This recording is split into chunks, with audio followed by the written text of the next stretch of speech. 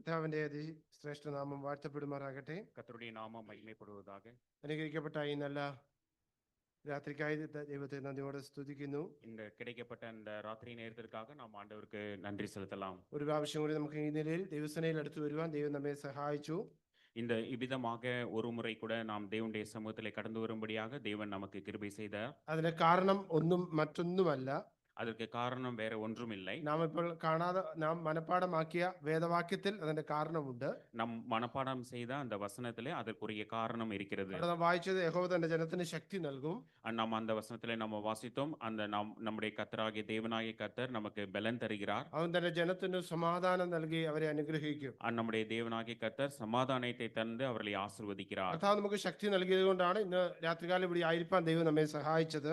தேவனாகிய கர்த்தர் நமக்கு சக்தி, அதாவது பலன் கொடுத்தது நிமித்தமாக இந்த நாளிலே நாம் கர்த்தரை ஆராதிக்கும்படியாக கடந்து வந்தோம். ദൈവത്തിൽ നിങ്ങൾ വിശ്വസിച്ചാലും ഇല്ലെങ്കിലും ഒരു സത്യം പറയാം, ദൈവമാണ് നിങ്ങൾക്ക് എല്ലാവർക്കും ശക്തി നൽകിയത്. ஆனால் நீங்கள் விசுவாசித்தாலும் விசுவாசிக்காவிட்டாலும் ஆண்டவராகிய கர்த்தர் மாத்திரமே உங்களுக்கு பலனை தருகிறவராக இருக்கிறார். നാം അകത്തേക്ക് എടുക്കുന്ന ശ്വാസം പുറത്തേക്ക് വിടുവാൻ കഴിഞ്ഞില്ല എങ്കിൽ നമ്മുടെ ശക്തി കൊണ്ട് ഒരു കാര്യവുമില്ല. நம் உள்ளே இழுக்கின்றதான அந்த சுவாசத்தை வெளியே விட முடியாவிட்டால் நம்முடைய வாழ்க்கை முடிந்து போய்விடும். ആരോഗ്യമുണ്ട്, എല്ലാം നല്ലതാണെന്ന് പറഞ്ഞിട്ട് നമ്മുടെ ശ്വാസം നമുക്ക് വിടുവാൻ കഴിഞ്ഞില്ല എങ്കിൽ അവിടെ കൊണ്ട് നമ്മുടെ ജീവിതം അവസാനിക്കും. நாம் நல்ல சரீர ஆரோக்கியம் இருக்கிறது, பலன் இருக்கிறது என்று சொல்லி விட்டு நம்முடைய சுவாசத்தை உள்ளே இழுத்த சுவாசத்தை வெளியே விட முடியாவிட்டால் நாம் மரித்து போய் விடுவோம். എന്നാൽ ദൈവം നമുക്ക് ശക്തി നൽകി ഈ രാത്രികാലം ഈ നിലയിൽ ഇവിടെ ആയിരിക്കാൻ ദൈവം നമ്മെ സഹായിച്ചു. இந்த ராத்திரி நேரத்திலே நாம் ஆண்டவருடைய சமூகத்திலே கடந்து வரும்படியாக தேவன் நமக்கு உதவி செய்திருக்கிறார். കടന്നു വന്നിരിക്കുന്ന എല്ലാവർക്കും ഞങ്ങളുടെ സ്നേഹവന്ദനങ്ങളെ അറിയിക്കുന്നു. நீங்கள் கடந்து வந்த யாவருக்கும் எங்களுடைய அன்பின் வாழ்த்துதல்களை நாங்கள் தெரிவித்துக் ദൈവം கொள்கிறோம். നിങ്ങളെല്ലാവരെയും ധാരാളമായി അനുഗ്രഹിക്കുമാറാകട്ടെ. தேவன் உங்கள் அனைவரையும் தாராளமாக ஆசீர்வதிப்பாராக.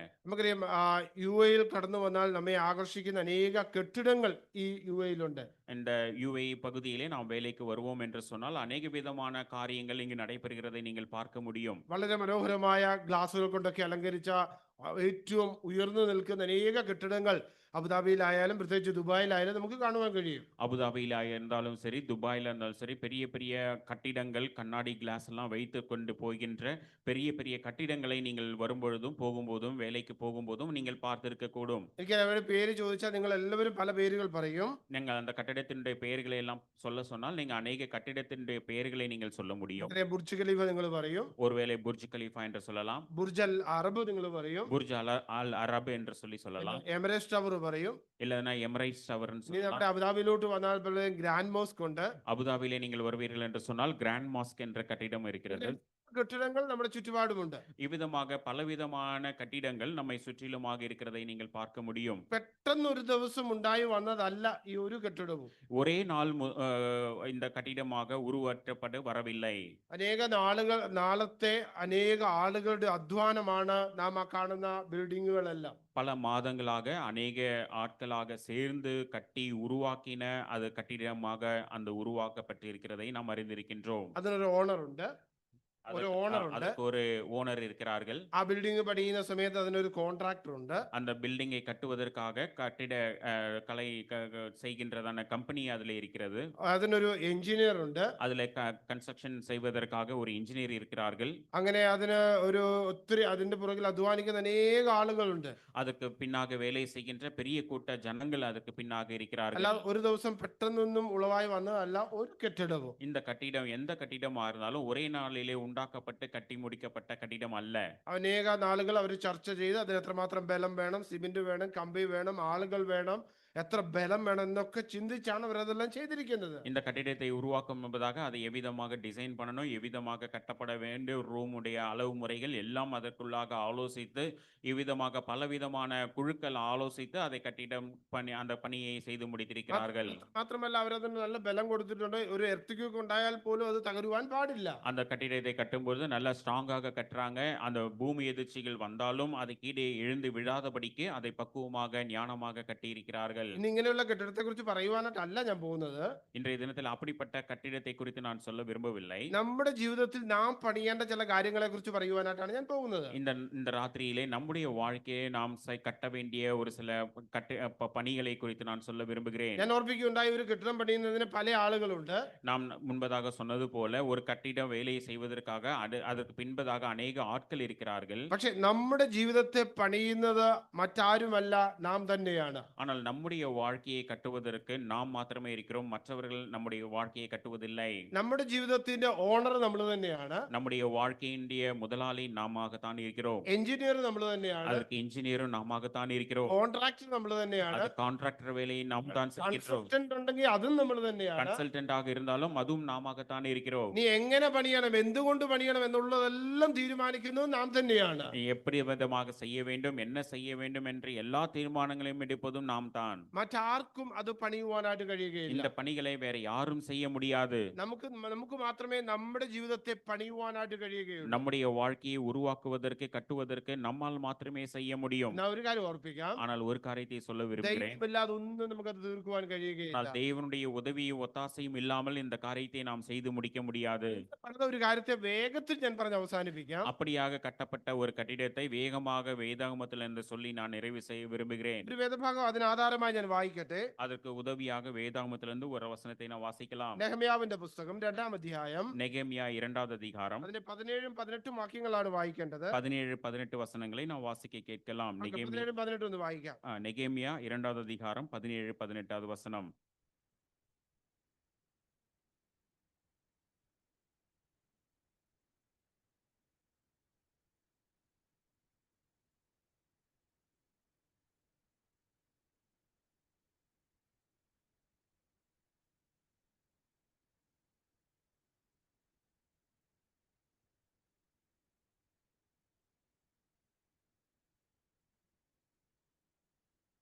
നെഹമ്യാവ് എന്ന് പറയുന്ന ഒരു മനുഷ്യൻ പറഞ്ഞ വാക്കാണ് നമ്മുടെ വായിച്ചത്. இப்பொழுது நாம் வாசித்த இந்த வசனம் வேத பகுதி நெகேமியா என்கின்ற தேவனுடைய மனுஷன் சொன்ன காரியமாக இருக்கிறது. ഏറ്റവും നല്ലൊരു ജോലി ചെയ്യുന്ന ഒരു മനുഷ്യനാണ് നെഹമ്യാവ്. நெகேமியா என்கின்ற மனிதன் நல்ல ஒரு வேலை செய்கிற ஒரு நபராக காணப்பட்டார். രാജാവിന്റെ പാനപാത്ര വാഹകനാണ്. அவன் ராஜாவுடைய பானபாத்திர வேலையை செய்கிற வேலையா இருந்தான். വിശ്വസ്തനായ മനുഷ്യൻ ചെയ്യേണ്ട ജോലിയാ അത്. அது மிகவும் விசுவாசம் உள்ள நம்பிக்கை உள்ள ஒரு மனிதன் செய்ய வேண்டிய ஒரு வேலையாக இருந்தது. രാജാവ് ഭക്ഷണത്തിന് ഇരിക്കുമ്പോൾ, ராஜா உணவுக்காக அமர்ந்திருக்கும் பொழுது രാജാവിന്റെ മുമ്പിൽ വെച്ച് തന്റെ മുമ്പിൽ ഇരിക്കുന്ന വീഞ്ഞു കുടിച്ചിട്ട് അതിനുശേഷം മാത്രമേ രാജാവ് അത് കുടിക്കുകയുള്ളൂ. ராஜாவுக்கு முன்பதாக அந்த திராட்சை ரசத்தை கொடுப்பதற்கு முன்பதாக இந்த பானபாத்திரக்காரனாகிய நெகேமியா அதை உண்டு பின்பதாகவே ராஜா அந்த திராட்சை ரசத்தை அருந்துவார்கள். ഒരുപക്ഷെ രാജാവിനെ അങ്ങനെ കൊല്ലുവാനായിട്ട് സാധിക്കും. ஒருவேளை இவ்விதமாக ஜனங்கள் அந்த ராஜாவை கொல்வதற்காக தீர்மானிக்கலாம். അതുകൊണ്ട് ഏറ്റവും വിശ്വസ്തനായ ഒരു മനുഷ്യനെ മാത്രമേ അങ്ങനെ ആക്കുകയുള്ളൂ. ஆகவே அந்த வேலைக்கு ராஜாவுக்கு மிகவும் உயிருக்கு ஆபத்தாக இருப்பது நிமித்தமாக அந்த வேலைக்கு நம்பிக்கைக்குரிய ஒரு நபரை மாத்திரமே அந்த வேலைக்கு ஏற்படுத்த முடியும். ജോലിയാണ് നെഹമ്യാവ് ചെയ്തുകൊണ്ടിരിക്കുന്നത്. அப்படிப்பட்ட ஒரு வேலையை தான் இந்த நெகேமியா என்கின்ற மனிதர் செய்து கொண்டு வந்தார். വേറെ രാജ്യത്താണ് ജോലി ചെയ്യുന്നത്. அவர் வேறு ஒரு தேசத்திலே அவர் வேலை செய்து கொண்டிருந்தார். ഒരിക്കൽ താൻ ജോലി ചെയ്യുന്ന സമയത്ത് തന്റെ അടുക്കൽ തന്റെ പല സ്നേഹിതന്മാർ വരുവാനിടയായി. அப்பொழுது ஒருவேளை ஒரு நாள் அவர் விதமாக வேலை செய்து கொண்டிருக்கும் பொழுது அநேக அவருடைய நண்பர்கள் அவரிடத்தில் அருகே கடந்து வந்தார்கள். നെഹമ്യാവ് താൻ ജനിച്ചു വളർന്ന ദേശത്തെ കുറിച്ച് അവരോട് ചോദിച്ചു. நெகேமியா பிறந்து வளர்ந்த அந்த தேசத்தை குறித்து அவனிடம் கேட்டார்கள். എന്താ അവര് തന്നോട് മറുപടി പറഞ്ഞതെന്നറിയാമോ? அவனுக்கு மறுபடியுமாக அவன் சொன்ன பதில் என்ன தெரியுமா? 1-ാം അധ്യായം 2-ാം വാക്യം. 1வது அதிகாரம் 2வது வசனத்திலே ദേശത്തെ കുറിച്ച്, താൻ ജനിച്ചു വളർന്ന സ്ഥലത്തെ കുറിച്ച് തന്റെ സ്നേഹിതർ തന്നോട് പറഞ്ഞത് ഇങ്ങനെയാണ്. அவனுடைய தான் பிறந்து வளர்ந்த அந்த தேசத்தை குறித்து அங்கிருந்த ஒரு மனிதன் இவ்விதமாக சொன்னான். 2வது வசனம், என் சகோதரியில் ஒருவனாகிய ஆனானியும் வேறே சில மனுஷரும் யூதாவில் இருந்து வந்தார்கள். அவர்களிடத்தில் நான் சிறையிருப்பில் மீண்டு தப்பின யூதரின் செய்தியையும் எருசலேமின் செய்தியையும் விசாரித்தேன். அதற்கு அவர்கள், சிறையிருப்பில் மீண்டிருக்கிறவர்கள் அந்த தேசத்திலே மகா தீங்கையும் நிந்தையையும் அனுபவிக்கிறார்கள். எருசலேமின் அலங்கம் இடிப்பட்டதும் அதன் வாசல்கள் அக்கினியால் சுட்டரிக்கப்பட்டதுமாய் கிடக்கிறது என்றார்கள்.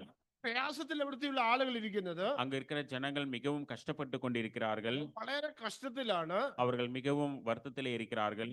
ഇതിന് മതിലുകളൊക്കെ ഇടിഞ്ഞു കിടക്കുകയാണ്. அதுள்ள அலங்கம் இடிக்கப்பட்டு இருக்கிறது. ഇതിന് വാതിലുകളൊക്കെ വെന്ത് കിടക്കുന്നു എന്നാണ് അവർ പറഞ്ഞത്. அதனுடைய வாசல்கள் எல்லாம் அக்கினியால் சுட்டெரிக்கப்பட்டு இருக்கிறது என்று சொன்னார்கள். മൂന്നാം വാക്യം വായിക്കുമ്പോൾ നമുക്ക് മനസ്സിലാകും നെഹമ്യാവ് എത്രമാത്രം അതിനെക്കുറിച്ച് ദുഃഖിച്ചു എന്ന്. அந்த 3ஆவது வசனத்திலே வாசிக்கும் பொழுது நெகேமியா இந்த வார்த்தைகளை கேட்டபொழுது மிகவும் துக்கம் கொண்டாடினான் என்று சொல்லி வாசிக்கிறோம். മൂന്നാം വാക്യം 3ஆவது வசனம், இந்த 4ஆவது வசனம், இந்த வார்த்தைகளை கேட்டபொழுது நான் உட்கார்ந்து அழுது சில நாளாய் துக்கித்து உபவாசித்து மன்றாடி பரலோகத்தின் தேவனை நோக்கி. ഈ വർത്തമാനം കേട്ടപ്പോൾ ഞാൻ ഇരുന്ന് കരഞ്ഞു കുറേ നാൾ ദുഃഖിച്ചു. இங்க இந்த செய்திகளை எல்லாம் அவன் நெகேமியா கேட்டபொழுது அநேக நாட்கள் உட்கார்ந்து அழுதான் என்று சொல்லி நாம் வாசிக்கிறோம். എന്തിനാ നമ്മൾ മതിലുകളൊക്കെ കെട്ടുന്നത്? எதற்காக நாம் மதில் அலங்கம் எல்லாம் நாம் கட்டுகின்றோம்? നമുക്കറിയാം അതൊരു വലിയ സുരക്ഷയ്ക്ക് വേണ്ടിയാണ്. அது நல்ல ஒரு பாதுகாப்புக்காக வேண்டி கட்டுகிறோம். നമ്മുടെ ഈ ബിൽഡിങ്ങിന് മതിലുകളൊന്നും ഇല്ല എന്ന് നിങ്ങളൊന്ന് വിചാരിച്ചു നോക്കുക. நாம் வீடு கட்டும் பொழுது நமக்கு அந்த பாதுகாப்பு மதில்கள் இல்லாவிட்டால் நாம் எவ்விதமாக இருக்கும் என்று சொல்லி யோசித்து பாருங்கள். പക്ഷെ നമുക്ക് ഇതുപോലെ ഈ സ്വാതന്ത്ര്യത്തിൽ ഇവിടെ ഇരിക്കുവാൻ കഴിയുകയില്ല. ஒருவேளை நாம் இவ்விதமாக சுதந்திரமாக இவ்விதமாக அமர்வ ஒருவேளை வாய்ப்பு இல்லாமல் போகலாம். അതെല്ലാം വീടുകൾക്ക് വാതിലുകളുണ്ട്. நம்முடைய வீடுகளுக்கு வாசல்கள் இருக்கிறது.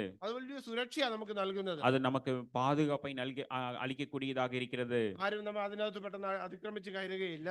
அந்த வாசல்கள் இருப்பதனால யாரும் அதிகமாக நம்ம அடித்து இடித்து வீட்டுக்குள்ளாக வர முடியாது. ജീവികളൊന്നും കയറി വരികയില്ല. அந்த வெளியில இருக்கிற மிருகங்களோ எந்த பிராணிகளோ உள்ளே வருவதில்லை. എല്ലാം വലിയൊരു സുരക്ഷയാണ് നമുക്ക് നൽകുന്നത്. இவையெல்லாம் நமக்கு பாதுகாப்பை നൽകக்கூடியதாக இருக்கிறது.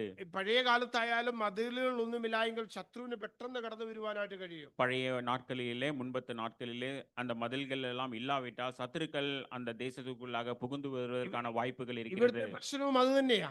இங்குள்ள பிரச்சனையும் அதுவாகத்தான் இருந்தது. യെരൂശലേമിന്റെ മതിലുകളെല്ലാം തീ വെച്ച് ചുട്ടുകിടക്കുകയാ. இந்த மதில்கள் எல்லாம் இடிக்கப்பட்டும் அக்னியினால் சுட்டெரிக்கப்பட்டும் காணப்படுகிறது. ഈ വർത്തമാനം കേട്ടിട്ട് നെഹമ്യാവ് കരയുവാനായിട്ട്. இந்த வார்த்தைகளை கேட்ட பொழுது நெகேமியா உட்கார்ந்து அழுதான். നെഹമ്യാവിന് കരയേണ്ട ആവശ്യമൊന്നുമില്ല. நெகேமியா அழுவதற்கான எந்த காரணமும் இல்லாமல் നല്ല സ്ഥലത്ത് ജോലി ചെയ്തുകൊണ്ടിരിക്കും. அவன் நல்ல வேலை செய்து கொண்டிருக்கின்றான். പക്ഷേ ആ വാർത്ത കേട്ടത് തന്നെ തകർത്തു കളഞ്ഞു. ஆனால் இந்த வார்த்தைகளை எல்லாம் கேட்ட பொழுது அவன் அழுக தொடங்கினான். എന്താ ഇത് തകർന്നു പോകുവാൻ കാരണം? காரணம் இந்த இவன் உடைந்து அழுவதற்கான காரணம் என்ன?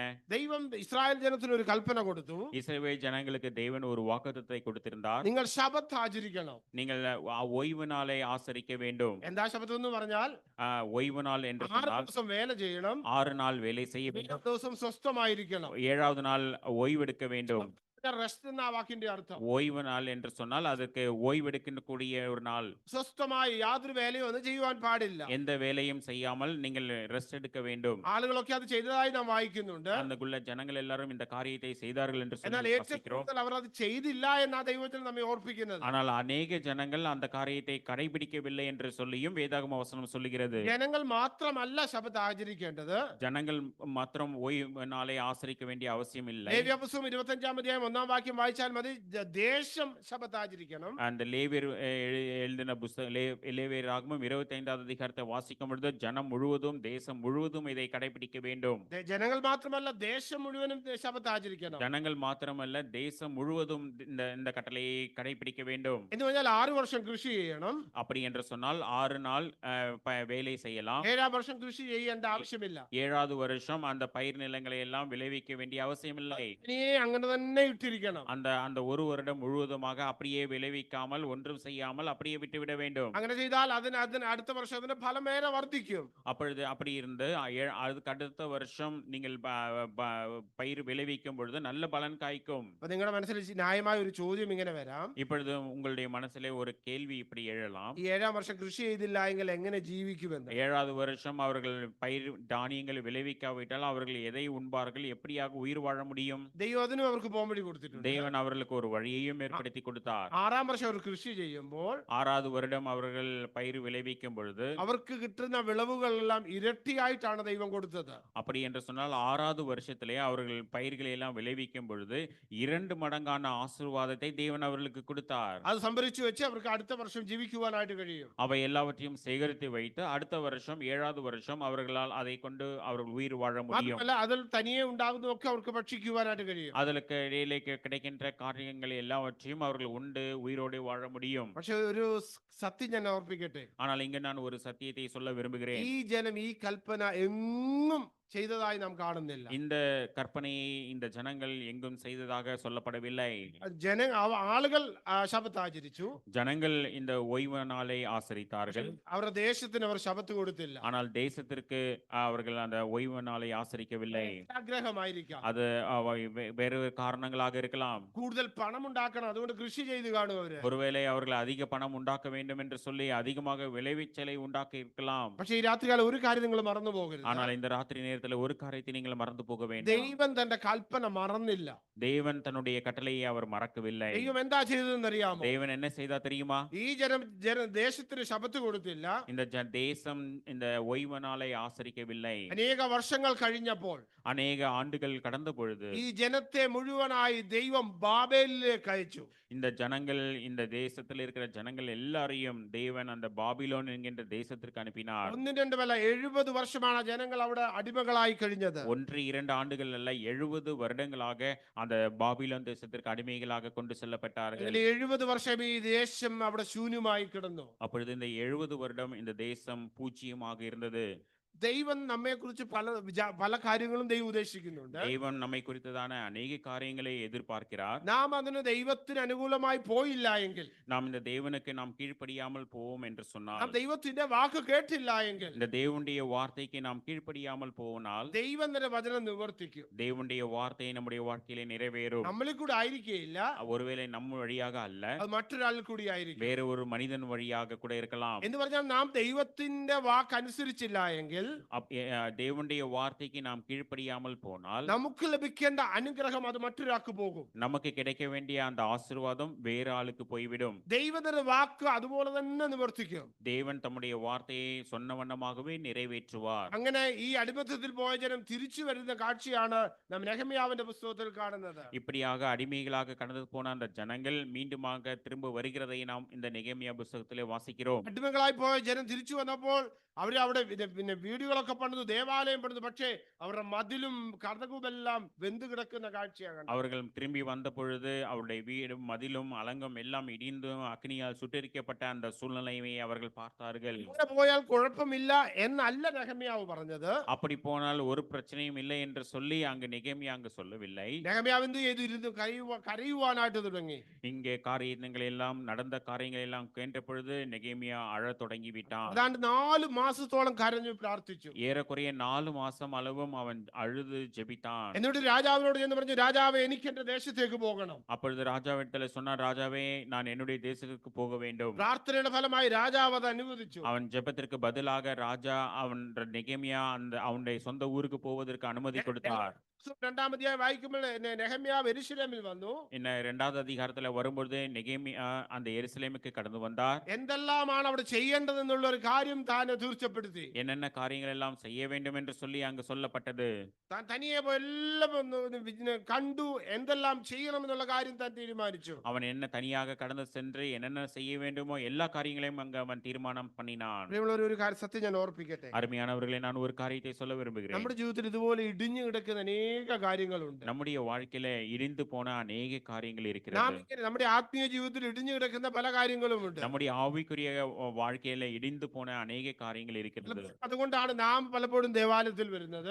அதற்காக தான் அநேக நேரங்களில் நாம் தேவனுடைய சமூகத்துக்கு வருகிறோம். അതുകൊണ്ടാണ് പലപ്പോഴും നാം പ്രാർത്ഥിക്കുന്നത്. ஆகவே தான் நாம் அநேக நேரங்களில் நாம் ஜெபிக்கிறவர்களாக இருக்கிறோம். പലപ്പോഴും നാം ദൈവവചനം വായിക്കുന്നത്. ஆகவே தான் தேவனுடைய வசனத்தை நாம் வாசிக்கிறோம். ഒരു സത്യം ഞാൻ ഓർപ്പിക്കട്ടെ. ஒரு സത്യத்தை நான் சொல்ல விரும்புகிறேன். ദൈവം നമ്മുടെ പ്രാർത്ഥന കേൾക്കുകയില്ല. தேவன் நம்முடைய ஜெபத்தை கேட்பதில்லை. ആലയത്തിൽ വന്ന് നാം എന്ത് ചെയ്താലും അതിന് ഫലമുണ്ടാകുകയില്ല. ஆலயத்திலே நாம் கடந்து வந்து என்ன காரியங்கள் செய்தாலும் அதனால் ஒரு பிரயோஜனமும் இல்லை. ഇതൊക്കെ പുതുക്കി പണിയുവാനായിട്ടാണ് ദൈവം ആഗ്രഹിക്കുന്നത്. அந்த காரியத்தை புதுப்பிக்கும்படியாக தேவன் விரும்புகின்றார். ഇടിഞ്ഞു കിടക്കുന്നതിനെ നാം പുതുക്കി പണിയണം. இடிந்து போயிருக்கின்ற சூழ்நிலைகளை நாம் புதுப்பித்து கட்ட வேண்டும். നമ്മുടെ പ്രാർത്ഥനകൾ ഇടിഞ്ഞു കിടപ്പുണ്ടോ? ஒருவேளை நாம் ஜெபம் செய்கிற காரியத்தில் இடிந்து போயிருக்கிறோமா? നമ്മുടെ സാക്ഷ്യം ഇടിഞ്ഞു കിടപ്പുണ്ടോ? நம்முடைய சாட்சி இங்கு இடிந்து போயிருக்கிறதா? അത് നമ്മുടെ ജീവിതം തന്നെ മുഴുവൻ മുഴുവനായി ഇങ്ങനെ തകർന്നു കിടക്കുന്ന അവസ്ഥയിലാണോ? இல்லாவிட்டால் நம்முடைய வாழ்க்கை முழுதுமாக இடிந்து போயிருக்கிறதா? ഏലിയാവിനെ കുറിച്ച് നമുക്ക് എല്ലാവർക്കും അറിയാം. எலியாவை குறித்து நாம் எல்லாரும் அறிந்திருக்கிறோம். ഏലിയാവ് യാഗം കഴിക്കുവാനായിട്ട് പോയപ്പോൾ വെറുതെ ഓടിച്ചെന്ന് യാഗം കഴിക്കുകയല്ലായിരുന്നു.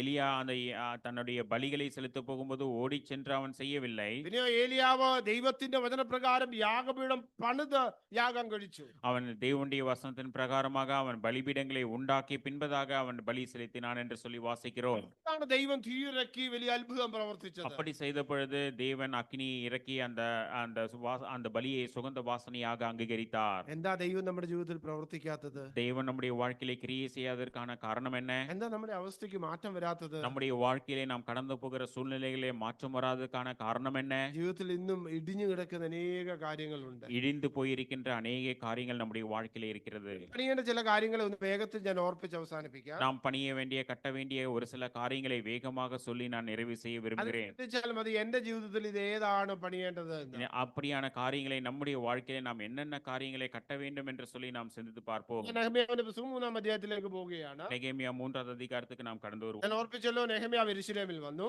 நான் முன்பதாக சொன்னது போல நெகேமியா எருசலேமுக்கு கடந்து வந்தார். അവിടെ എന്തെല്ലാമാണോ പണിയേണ്ടത് എന്നുള്ള കാര്യം താൻ കണ്ടു. அங்கு என்னென்ன காரியங்கள் எல்லாம் கட்ட வேண்டும் என்று சொல்லி அவர் தீர்மானித்தார். എങ്ങനെല്ലാം പണിയണം, എന്തെല്ലാം ചെയ്യണം എന്നുള്ളത് താൻ என்னென்ன തീരുമാനിച്ചു. பணிகளை எல்லாம் செய்ய வேண்டும், அதற்கான தேவைகளை எல்லாம் செய்ய வேண்டும் என்று சொல்லி தீர்மானம் பண்ணினார். 2-ാം അധ്യായം അവസാനത്തിൽ നാം വരുമ്പോൾ ജനങ്ങളോട് പറയുക, വരുവിൻ നമുക്ക് ഒരുമിച്ച് പണിയാമെന്ന്.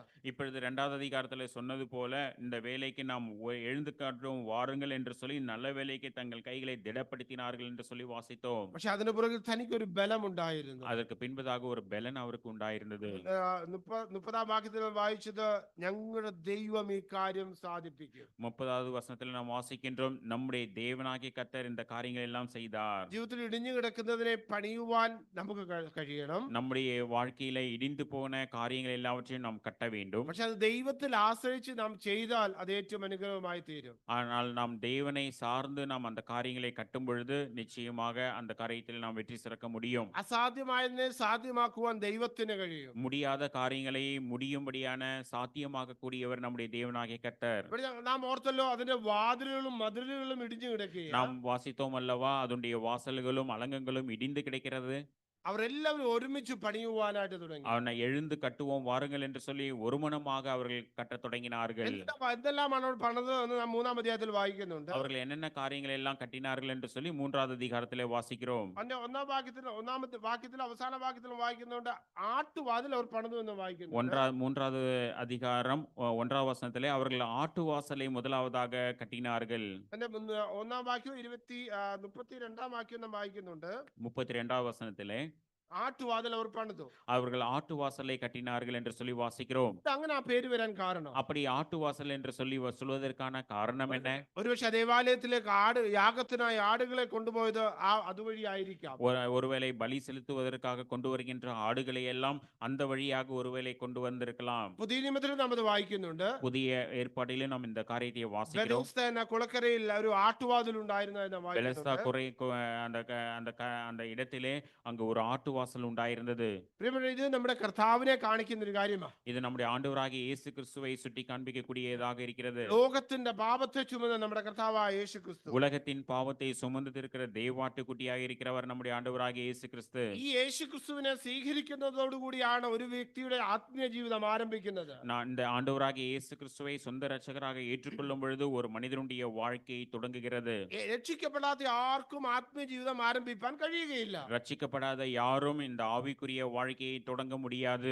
യേശു ക്രിസ്തുവിനെ ജീവിതത്തിൽ സ്വന്തം രക്ഷിതാവും കർത്താവുമായി സ്വീകരിച്ച്, அப்படி என்று சொன்னால் ஆண்டவராகிய இயேசு கிறிஸ்துவை சொந்த இரட்சகராக ஆண்டவரும் இரட்சகருமாக தன்னுடைய வாழ்க்கையில ஏற்றுக்கொண்டு തങ്ങളുടെ ജീവിതം ദൈവത്തിന് പൂർണ്ണമായി സമർപ്പിച്ച് நம்முடைய வாழ்க்கையை தேவனுக்கு நாம் ஒப்பு கொடுத்து ദൈവത്തിന്റെ ഇഷ്ടപ്രകാരം ജീവിക്കുന്ന വ്യക്തിയാണ് രക്ഷിക്കപ്പെട്ട ദൈവത്തിന്റെ പൈതൽ. தேவனுடைய விருப்பப்படி செய்கிற மனிதன் தான் ரட்சிக்கப்பட்ட மனிதன். അങ്ങനെയുള്ള ആളാണ് ഒരു ആത്മീയ ജീവിതം പണിയുവാനായിട്ട് തുടങ്ങുന്നത്. அப்படிப்பட்ட மனிதர்கள் தான் இந்த ஆவிக்குரிய வாழ்க்கையை கட்ட முடியும். வேண்டும். അല്ലാത്ത ആർക്കും ആത്മീയ ജീവിതം പണിയുവാൻ കഴിയുകയില്ല. இல்லாவிட்டால் நாம் எந்த ஒரு மனிதனும் இந்த ஆவிக்குரிய வாழ்க்கையை கட்ட முடியாது.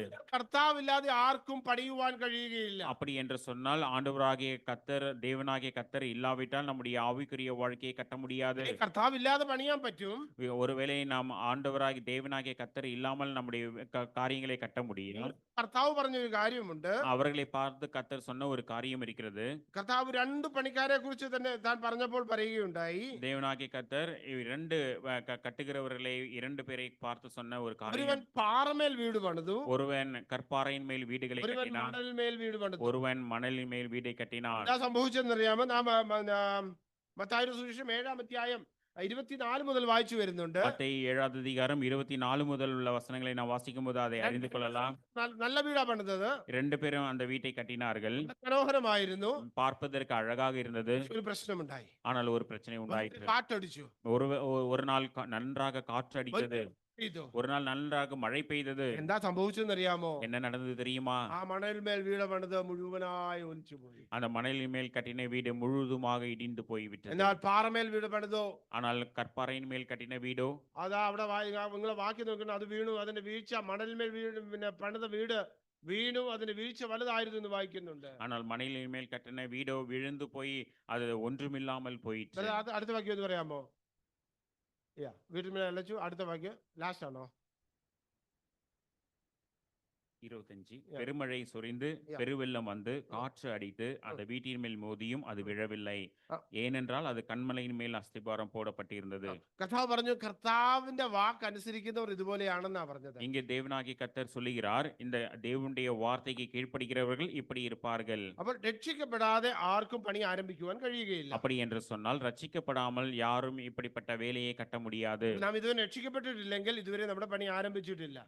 ரட்சிக்கப்படாவிட்டால் நாம் நம்முடைய வேலையை தொடங்க முடியாது. രക്ഷിക്കപ്പെട്ടവർക്ക് മാത്രമേ ക്രിസ്തീയ ജീവിതത്തിൽ ആത്മീയ ജീവിതത്തിൽ പണിയുവാൻ കഴിയുകയുള്ളൂ. ரட்சிக்கப்பட்டவர்கள் மாத்திரமே இந்த ஆவிக்குரிய வாழ்க்கையிலே நாம் கட்டப்பட முடியும். ഇല്ലാത്തവരൊക്കെ കർത്താവിന് പുറത്താണ്. இல்லாவிட்டால் நாம் ஆண்டவருக்கு வெளியிலே நாம் காணப்படுவோம். മണൽമേൽ വീട് പണിതതുപോലെയാ. மணலின் மேல் கட்டின வீடை போல ഈ இருப்போம். രാത്രികാലം ഓർത്തോണ്ട് നമ്മൾ എവിടെയാണ് പണിതിരിക്കുന്നതെന്ന് நாம் இந்த ராத்திரி நேரத்தில் நாம் சிந்திக்க வேண்டும், நம்முடைய வீடு எங்க கட்டப்பட்டிருக்கிறது? എന്റെ ജീവിതം കർത്താവിന്റെയിലാണോ അതോ അല്ലയോ?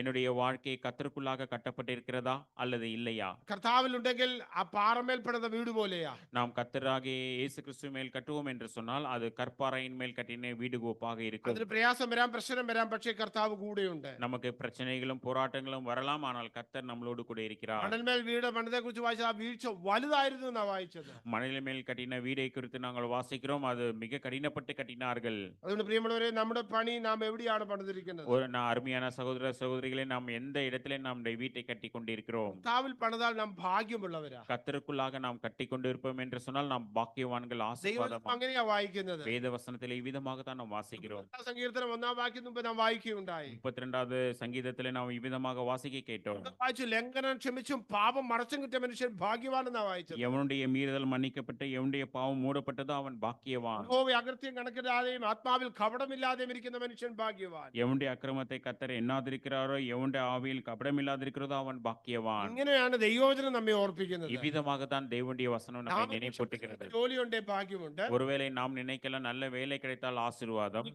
ബിഗ് ടിക്കറ്റ് അടിച്ച ഭാഗ്യമുണ്ട്. பிக் டிக்கெட் நமக்கு லாட்டரி கிடைத்தால் பாக்கியவான்கள். പക്ഷേ ദൈവവചനം അങ്ങനെ എങ്ങും പറയുന്നില്ല. ஆனால் வேத வசனம் அவ்விதமாக எங்கும் சொல்லவில்லை. എന്താ ദൈവവചനം പറഞ്ഞത്? வேத வசனம் என்ன சொல்லுகிறது നിങ്ങൾ தெரியுமா? പാപം ദൈവം ക്ഷമിച്ചിട്ടുണ്ടെങ്കിൽ, உங்களுடைய பாவங்களை தேவன் மன்னித்திருப்பார் என்று சொன்னால், അകൃത്യത്തെ ദൈവം ക്ഷമിച്ചിട്ടുണ്ടെങ്കിൽ, உங்களுடைய அக்கிரமத்தை தேவன் மன்னித்திருப்பார் என்று நீங்கள் சொன்னால் பாக்கியவான்മാരാണ്. நீங்கள் பாக்கியவான்கள். അങ്ങനെയുള്ളവരെ ഓർത്ത് ഞാൻ ദൈവത്തെ സ്തുതിക്കുന്നു. இப்படிப்பட்டவர்களை நான் நினைத்து தேவனுக்கு நன்றி അങ്ങനെ ആരെങ്കിലും ഇന്ന് അങ്ങനെ ഭാഗ്യവാൻ അല്ലാതെ ഇവിടെ ഉണ്ടെങ്കിൽ, இப்படிப்பட்ட பாக்கிய நிலைமைக்கு யாராவது கடந்து வராமல் இருப்பீர்கள் என்று ഈ சொன்னால், ഭാഗ്യകരമായ പദവിയിലേക്ക് നിങ്ങളെ ഞങ്ങൾ ക്ഷണിക്കുകയാണ്. இப்படிப்பட்ட பாக்கியமுள்ள ஒரு ஆசீர்வாதமான இடத்திற்கு உங்களை நாங்கள் அழைக்கிறோம். അപ്പൊ നമ്മുടെ പണി ആരംഭിക്കേണ്ടത് രക്ഷിക്കപ്പെട്ടപ്പോൾ മുതലാണ്. நாம் ரட்சிக்கப்பட்ட பொழுது முதல் நாம் இந்த வேலையை நாம் தொடங்குகின்றோம். രക്ഷിക്കപ്പെട്ടവരോട് ചോദിക്കട്ടെ, നമ്മുടെ പണി ഇതുവരെയും എത്രത്തോളമായി? நான் ரட்சிக்கப்பட்ட இடத்துல நான் இந்த கேள்வியை கேட்கிறேன், இந்த கட்டுமான பணி எதுவரை இதுவரை வந்திருக்கிறது? നമ്മൾ തന്നെ ശോധന ചെയ്താൽ മതി. நம்மை நாமே நாம் ஆராய்ந்து பார்ப்போம். രണ്ടാമത് അവർ പണിത വാതിൽ എന്ന് പറയുന്നത് இரண்டாவது அவர்கள் கட்டின வாசல் என்னது? മൂന്നാമത്തെ വാക്യമാണ്. 3வது அதிகாரம் 3வது வசனம். അവിടെ വായിക്കുന്നുണ്ട് മീൻ വാതിൽ അവർ കുറ്റം തീർത്തു എന്ന് വായിക്കുന്നുണ്ട്. Fish gate. மீன் வாசலை அவர்கள் கட்டினார்கள். അങ്ങനെ പറയുവാനുള്ള കാരണം, அப்படி சொல்வதற்கான காரணம் என்ன? പക്ഷെ അവിടെ നല്ലൊരു ഫിഷ് മാർക്കറ്റ് ആ വാതിലിനടുത്തുണ്ടായിരിക്കും. ஒருவேளை அங்கு மீன் மார்க்கெட் அங்கு அந்த வாசல் அருகே இருந்திருக்கலாம். മീൻ ഒരു പ്രത്യേകതയുണ്ട്. அந்த மீனுக்கு ஒரு முக்கிய காரணம் உண்டு. മീൻ ഒരിക്കലും ഒഴുക്കിന് അനുസരിച്ചല്ല പോകുന്നത്. മീൻ ഫിഷ് നോട്ട് സ്വിമ്മിങ് അഗൈൻസ്റ്റ് வாட்டர்ல Yeah. மீன் ஒருபோதும் எதிர்நீச்சல் போட்டுக்கொண்டு போவதில்லை. അതിനെതിരായിട്ട് വെള്ളത്തിന് എങ്ങനെ ഒഴുകി വരുന്നു അതിനെതിരായിട്ടാണ് മീൻ കടന്നു പോകുന്നത്. மீன் தண்ணீர் போகின்ற வழியாக மீன் போவதில்லை. ஆனால் தண்ணீர் போவதற்கு எதிர் திசையில எதிர்நீச்சல் போட்டுக்கொண்டுதான் அந்த மீனானது நீந்தி போகிறது. രക്ഷിക്കപ്പെട്ട ദൈവത്തിന്റെ പൈതൽ അങ്ങനെ ആയിരിക്കണമെന്നാണ് ദൈവം ആഗ്രഹിക്കുന്നത്. ஒரு ரட்சிக்கப்பட்ட ஒரு விசுவாசி தேவனுடைய மனிதனும் இவ்விதமாக இருக்க வேண்டும் என்று சொல்லி வேதவசனம் சொல்லுகிறது. രക്ഷിക്കപ്പെട്ട ശേഷം ലോകത്തിന്റെ ഇഷ്ടപ്രകാരം പോകുവാനല്ല ദൈവം ആഗ്രഹിക്കുന്നത്. ஒரு மனிதன் ரட்சிக்கப்பட்ட பின்பதாக இந்த உலகத்தின் காரியங்களுக்கும் உலகத்திற்கு பின்னாக நாம் போவதற்கு தேவன் எதிர்பார்க்கவில்லை. എതിരായിട്ട് പോകണം. ஆனால் அதற்கு எதிராக நாம் கடந்து செல்ல ഞാനൊരു வேண்டும். ദൈവത്തിന്റെ പൈതലാണെന്ന് മറ്റുള്ളവർ അറിയണം. நாம் தேவனுடைய பிள்ளை என்பதை மற்றவர்கள் அறிய வேண்டும். സ്നേഹിതർ അറിയണം. என்னுடைய நண்பர்கள் அறிய வேண்டும். ഭവനം അറിയണം. என்னுடைய வீட்டில் இருக்கிறவர்கள் அறிய வேண்டும்.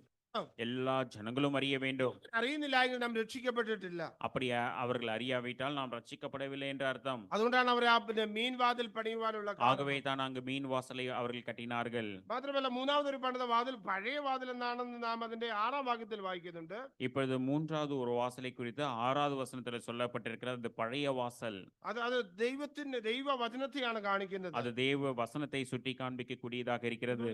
പഴക്കമുള്ളതാ. ஒரு மிகவும் பழைய வாசலாக இருக்கிறது. വായിക്കുന്നവരും ഏറ്റവും പുതുമയുള്ള ഒന്നാണ് ദൈവത്തിന്റെ വചനം എന്ന് പറയുന്നത്. ஆனால் இன்றைக்கும் இந்த வேத வசனத்தை வாசிக்கிறவர்களை புதுமைப்படுத்துகிற வசனமாக இருக்கிறது. പ്രിയമുള്ളവരെ, നാം ഇതിൽ എത്രമാത്രം നമ്മുടെ ജീവിതത്തിൽ പണിയുന്നുണ്ട് ദൈവവചനവുമായിട്ട്. அருமையானவர்களே, இந்த வேத வசனத்தை கொண்டு நம்முடைய வாழ்க்கையை எவ்வளவு தூரம் நாம் கட்டிக்கொண்டிருக்கிறோம். അടുത്ത പണിത വാതിൽ നാം 13ാം വാക്യത്തിൽ വായിക്കുന്നുണ്ട്. താഴ്വര വാതിൽ എന്നാണ് വായിക്കുന്നത്. அங்க 13வது வசனத்திலே பள்ளத்தாக்கின் வாசலை குறித்து நாம் வாசிக்கிறோம். അത് നമ്മുടെ താഴ്മയെ കാണിക്കുന്നത്. அது நம்முடைய தாழ்மையை சுட்டி காண்பிக்கக்கூடியதாக இருக்கிறது.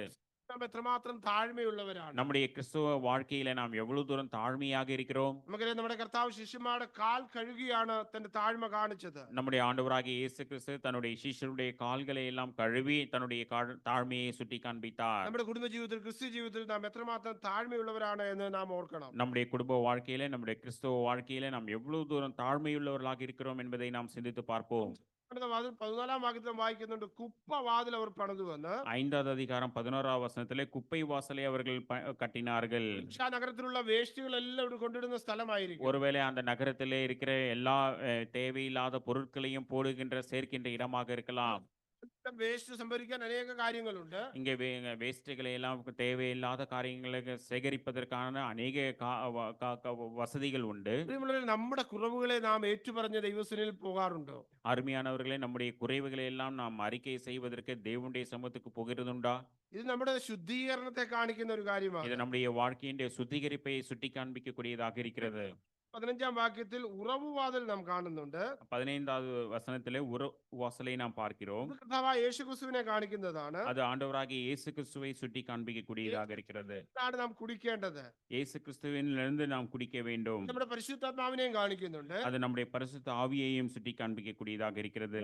വാതിൽ പണിയേണ്ടത് ഏറ്റവും ആവശ്യമാണ്. இந்த வாசலை நாம் கட்டுவது மிக அவசியமானதாக இருக்கிறது. 26ാം വാക്യം വായിക്കുമ്പോൾ നാം വായിക്കുന്നുണ്ട് നീർവാതിൽ, വാട്ടർ ഗേറ്റ്. 26வது வசனத்துல தண்ணீர் வாசல் என்று சொல்லப்பட்டிருக்கிறது. ഈ ഗേറ്റ് അവർ പണിതില്ല. இந்த வாசலை அவர்கள் கட்டவில்லை. ഇതിന് യാതൊരു അറ്റകുറ്റവും തീർത്തില്ല. இதற்காக எந்த காரியமும் அவர்கள் செய்யவில்லை.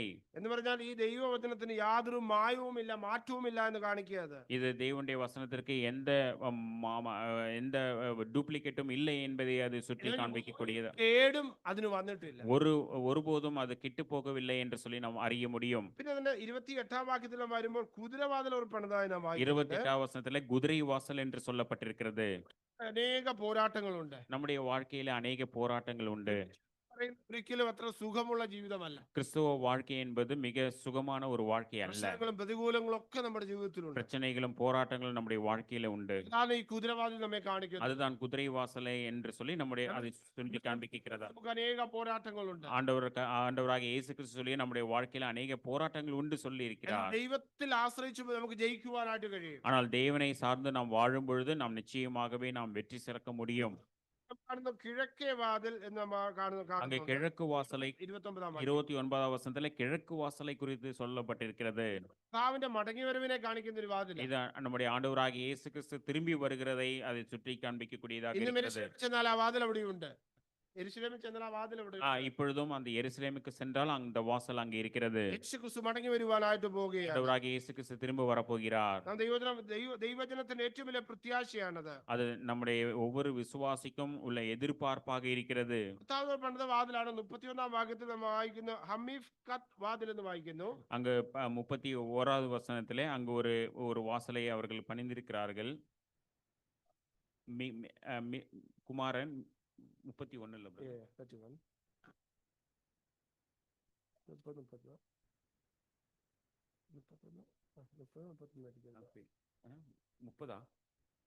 ഹമീഫ് കത്ത് വാതിൽ 31 அவனுக்கு பின்னாக தட்டானின் குமாரனாகிய மல்கியா மிப்காத் என்னும் வாசலை கட்டினான். ആ വാക്കിന്റെ അർത്ഥം പരിശോധന എന്നാണ്. அது அப்படி என்று சொன்னால் பரிசோதனை, நம்மை நாமே ஆராய்ந்து பார்க்கக்கூடியது காரியம். എന്താണെന്നറിയാം അത് കാണിക്കുന്നത്? அது எதை சுட்டி காண்பிக்கக்கூடியதாக இருக்கிறது? നമ്മെല്ലാം ദൈവം ന്യായം വിധിക്കുന്ന ഒരു സമയമുണ്ട്. நம்மை அனைவரையும் தேவன் நியாயஸ்தானத்துக்கு முன்பதாக நிறுத்தப் போகிறார். ദൈവവചനം പറയുന്നത് നാം ചെയ്തതിന് തക്ക പ്രവൃത്തിക്ക് നാം കണക്ക് ബോധിപ്പിക്കണം. தெய்வ வசனம் சொல்லுகிறது நாம் செய்த எல்லா காரியங்களுக்கும் தக்கதான பலனை தேவன் கொடுக்க போகிறார். വായിക്കുന്നത് ഒരിക്കൽ മരിക്കും പിന്നെ ന്യായവിധിയും ദൈവം മനുഷ്യർക്ക് നിയമിച്ചിരിക്കുന്നു. எபிரேயர்ல நாம் வாசிக்கின்றோம், ஒருவன் ஒருமுறை மரிப்பதும் ஒருமுறை பிறப்பதும் மரிப்பதும் மனுஷனுக்கு நியமிக்கப்பட்டிருக்கிறபடியே என்று சொல்ல வாசிக்கிறோம். ഒരിക്കൽ മരിക്കുന്ന മനുഷ്യന് ஒரு முறை மரிக்கிற மனிதன், അതിനുശേഷം ഒരു ന്യായവിധിയുണ്ട്. அதற்கு பின்பதாக ஒரு முறை நியாய தீர்ப்பு உண்டு. ന്യായവിധി നാം എന്തു ചെയ്തു എന്നുള്ളതിനനുസരിച്ചാണ്. நாம் நியாய தீர்ப்புக்கு முன்பதாக நிற்கும் போது நாம் என்ன காரியங்களை செய்தோம் என்று சொல்லி அங்கு நியாயம் தீர்க்கப்படும்.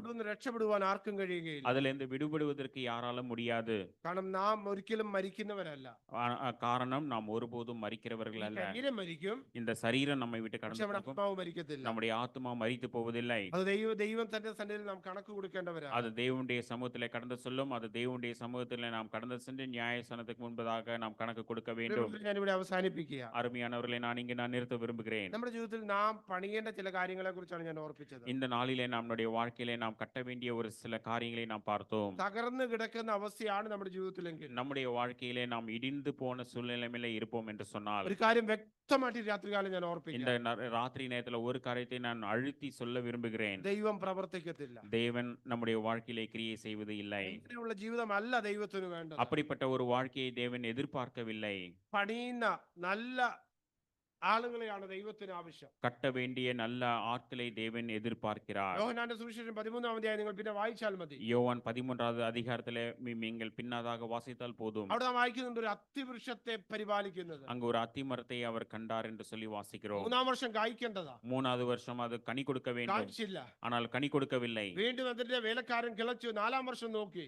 அந்த வேலைக்காரன் அது கொத்தி அதுக்கு உரம் எல்லாம் போட்ட அதுல பலன் கிடைக்குமா என்று சொல்லி பார்த்தான். വായിക്കുന്ന ഇങ്ങനെ തന്റെ യജമാനോട് പറയുന്ന 3 വർഷമായിട്ട് ഞാൻ ഫലം നോക്കി വരുന്നെന്നാ. அந்த அந்த அந்த தோட்டக்காரன் அந்த எஜமானை பார்த்து சொன்னான், 3 வருஷம் இது பலன் கொடுக்கும் என்று சொல்லி பொறுமையாக காத்து ഇനി கொண்டிருந்தான். അതവിടെ നിൽക്കട്ടെ എന്നല്ല പറഞ്ഞത്. அங்கே நிற்க வேண்டும் இருந்து போகட்டும் என்று சொல்லி அவன் சொல்லவில்லை. ഇങ്ങനെയാണ് തോട്ടക്കാരൻ പറയുന്നത്. இவ்விதமாக தோட்டக்காரன் சொன்னான், ഇനി മേലാൽ കായ്ച്ചില്ലെങ്കിലോ இனி இது கனி கொடுக்காவிட்டால் ഇതിനെ ഞാൻ വെട്ടിക്കളയും. இந்த மரத்தை நான் வெட்டி போடுவேன். നമ്മളൊരു ലോകം അതിന്റെ അവസാനത്തിലേക്ക് പോയിക്കൊണ്ടിരിക്കുകയാണ്. அருமையானவர்களே, இந்த உலகம் கடைசி நாட்களிலே சந்தித்து നാളെ இருக்கிறது. സംഭവിക്കുന്നത് നമുക്കറിയില്ല. நாளை தினத்திலே என்ன நடக்கும் என்று சொல்லி நாம் தெரியவில்லை. ഉണ്ടോ എന്ന് നമുക്കറിയില്ല. நாளை நம்மை இந்த நாளிலே நாம் பார்ப்போமோ என்று சொல்லி நாம் அறியாமல் இருக்கிறோம். ഇന്ന് രാത്രികാലം ഒരു കാര്യം ഓർപ്പിക്കട്ടെ. ஆனால் இந்த ராத்திரி நேரத்தில் ஒரு காரியத்தை ഞാൻ சொல்ல ഓർപ്പിച്ചത് விரும்புகிறேன். പോലെ ഭാഗ്യവാനായിട്ടാണ് നിങ്ങൾ മടങ്ങി പോകുന്നതെങ്കിൽ இந்த நாளிலே நாம் வாசித்தது போல பாக்கியவான்கள் என்கின்ற அந்த அந்த ஆசீர்வாதத்தை பெற்றவர்களாக நீங்கள் கடந்து போக வேண்டும். നിത്യതയിൽ കർത്താവിനോട് കൂടെ ഇരിക്കുവാൻ കഴിയും. நித்தியமாக அந்த ஆண்டவரோடு கூட நீங்கள் இருக்க முடியும். ഇനി ഇല്ല എങ്കിൽ இல்லாவிட்டால் കർത്താവില്ലാത്ത നിത്യ നരകത്തിലായിരിക്കും നിങ്ങൾ പോകുന്നത്. இந்த ஆண்டவராகிய இயேசு கிறிஸ்து இல்லாத நித்தியமான நரகத்திற்கு நீங்கள் கடந்து செல்வீர்கள். ദൈവത്തോട് ഒരു കാര്യം ഓർപ്പിക്കട്ടെ, தெய்வ தெய்வ பிள்ளைகளோடு உங்களோடு நான் ஒரு காரியத்தை சொல்கிறேன். നമ്മുടെ ജീവിതം ഇടിഞ്ഞു കിടക്കുവാൻ ദൈവം ആഗ്രഹിക്കുന്നില്ല. நம்முடைய வாழ்க்கை இடிந்து போவதற்கு கிடக்கும்படியாக தேவன் விரும்புவதில்லை. നമ്മുടെ കുറവുകളെ നാം കണ്ടെത്തി അതിനെ പണിയുവാനാണ് ദൈവം ആഗ്രഹിക്കുന്നത്. நம்முடைய வாழ்க்கையிலே காணப்படுகிற குறைகளை எல்லாம் கண்டுபிடித்து அவை எல்லாவற்றையும் கட்டி சரி செய்ய வேண்டும். നമുക്ക് തന്നെ പണിയുവാൻ കഴിയുകയില്ല. நாம் தனியாக அந்த பணி அந்த சரி செய்கிற காரியத்தை செய்ய முடியாது. ദൈവത്തിന്റെ സഹായം ആവശ്യമാണ്. தேவனுடைய உதவி நமக்கு தேவையாக இருக்கிறது. എനിക്ക് തനിയെ പണിയുവാൻ കഴിയുകയില്ല എന്ന്. நெகேமியா நன்றாக அறிந்திருந்தான் இந்த வேலையை தானாக செய்ய முடியாது. നെഹമ്യാവിന്റെ വിശ്വാസം, நெகேமியாவுடைய விசுவாசம் என்னவாக இருந்தது? ദൈവത്താൽ ഈ കാര്യം സാധിക്കും. தேவனால் இந்த காரியத்தை செய்ய முடியும். അതിന്റെ ഫലം എന്താണെന്ന്, அதனுடைய பலன் என்ன என்று தெரியுமா? അനേക ശത്രുക്കൾ അവർക്കെതിരെ വന്നു. அநேக சத்துருக்கள் அவனுக்கு எதிராக கடந்து வந்தார்கள். അനേകർ തടസ്സപ്പെടുത്തുവാൻ നോക്കി. அவருடைய கட்டுகிற வேலையை அவர்கள் நிறுத்தும்படியாக முயற்சி செய்தார்கள். കൊല്ലുവാൻ ശ്രമിച്ചു. அவர்களை கொலை செய்யும்படியாக முயற்சி செய்தார்கள். 2 ദിവസം കൊണ്ട് ആ മതിലും കതറുകളെല്ലാം പണിതു. ஆனால் 52 நாட்களுக்குள்ளாக அந்த மதிலையும் அலங்கத்தையும் கட்டி முடித்தார்கள். ദൈവത്തിൽ ആശ്രയിച്ചാലുള്ള ഫലം. அதுதான் தேவனை சார்ந்து வாழ்வதனுடைய பலனாக இருக்கிறது. ഞാൻ ഓർപ്പിച്ച പോലെ എന്താ നമ്മുടെ ജീവിതത്തിൽ ഇതുപോലെ സംഭവിക്കാത്തത്? ஏன் நம்முடைய வாழ்க்கையிலே நடைபெறுவதில்லை? നമ്മുടെ ജീവിതത്തിൽ ഈ വിശ്വാസമില്ല, தேவன் மேல் விசுவாசம் ദൈവത്തിൽ இல்லாத ആശ്രയിക്കാറില്ല. தேவனை சார்ந்து வாழ்வதில்லை. പക്ഷെ നമ്മുടെ കഴിവിലും ആരോഗ്യത്തിലും പണത്തിലൊക്കെ ആയിരിക്കും. ஒருவேளை நாம் கிடைக்கின்ற சரீர ஆரோக்கியத்திலும் பலத்திலும் பணத்திலும் நாம் சார்ந்திருக்கிறோம். ഒന്നും സാധിക്കുകയില്ല. ஒன்றும் சாதிக்க ഞാൻ முடியாது. ഓർപ്പിച്ച പോലെ അകത്തേക്ക് പോകുന്ന ശ്വാസം പുറത്തേക്ക് വിടുവാൻ നമുക്ക് കഴിഞ്ഞില്ല എങ്കിൽ അവിടെ കൊണ്ട് അവസാനിക്കും. நம்முடைய சுவாசம் உள்ளே போன சுவாசம் வெளியே வரவிட்டால் நம்முடைய வாழ்க்கை அப்பொழுதே முடிந்துவிடும். പ്രിയമുള്ളവരെ, ഈ സമയം നമുക്കുള്ളതാണ്. அருமையானவர்களே, இந்த நேரம் நம்முடைய நேரமாக இருக்கிறது. ദൈവങ്ങളോട് ഓർപ്പിക്കട്ടെ, നമ്മുടെ പണി എങ്ങനെയായിരിക്കും? அருமையான தேவனுடைய பிள்ளைகளே, நம்முடைய வேலை எங்கு கட்டப்படுகிறது? തകർന്നു കിടക്കുന്ന അവസ്ഥയാണോ? இடிந்து போய் இருக்கிறதா? ഭാര്യയും ഭർത്താവും സംസാരിച്ചിട്ട് നാളുകളായി. கணவனும் மனைவியும் பேசி அநேக நாட்களாக ஆகி போய்விட்டது. ഭാര്യയും ഭർത്താവും കുഞ്ഞുങ്ങളും ഒരുമിച്ചിരുന്നിട്ട് നാളുകളായി. கணவனும் மனைவியும் பிள்ளைகளும் ஒன்றாக இருந்து அநேக நாட்கள் ஆகிவிட்டதா? സഹോദരങ്ങൾ തമ്മിൽ മിണ്ടിയിട്ട് നാളുകളായി. சகோதரர்களுக்குள்ளாக இடையே பேசி அநேக நாட்கள் ஆகிவிட்டதா? എടുക്കുകയാ. இடிந்து போயிருந்த சூழ்நிலைமை. ദൈവത്തിന്റെ അടുക്കൽ വരുമ്പോൾ ഭയങ്കര ഭക്തിയാ. தேவனுடைய சமூகத்திற்கு ஆலயத்துக்கு வரும்போது மிகவும் பக்தியாக வேஷமிட்டு கொண்டு வருகிறோம்.